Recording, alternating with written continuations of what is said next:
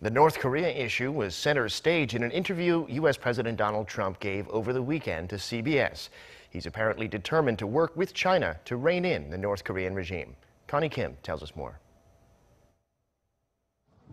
U.S. President Donald Trump's strategic ambiguity regarding North Korea was highlighted during an exclusive interview with CBS, marking his 100th day in the White House. We shouldn't be announcing all our moves. It is a chess game. I just don't want people to know what my thinking is. So eventually he will have a better delivery system, and if that happens, we can't allow it to happen. From the start of the Trump administration, the U.S. president dealt with the North Korea issue as one of the most pressing foreign policy agendas to solve, bringing up the card of all options in dealing with Pyongyang.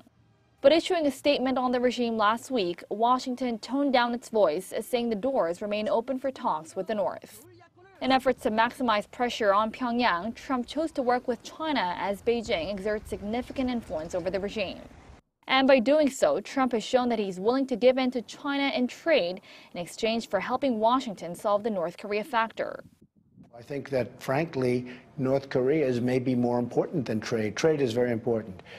But massive warfare with millions, potentially millions of people being killed, that, as we would say, trumps trade.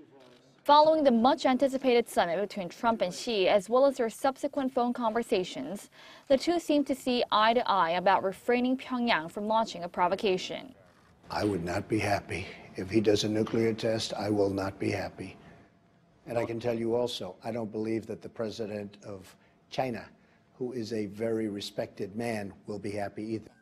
And seemingly corroborating Trump's statements, the South China Morning Post reported Beijing would consider an oil embargo for at least 6 months if Pyongyang pushes the button on another nuclear test, while China's ultra-nationalist Global Times reported Beijing would have little choice but to support harsher sanctions if the regime pushes ahead with its nuclear ambitions.